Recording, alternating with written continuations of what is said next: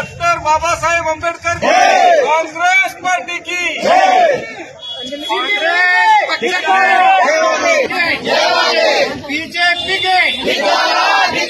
BJP के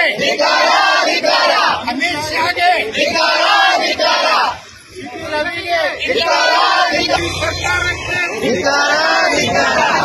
मोदी और के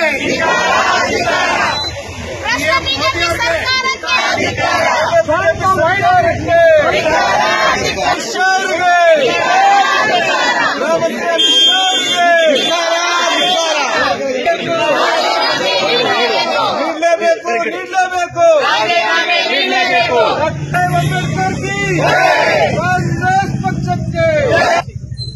ಬಿಜೆಪಿ ಸರ್ಕಾರಕ್ಕೆ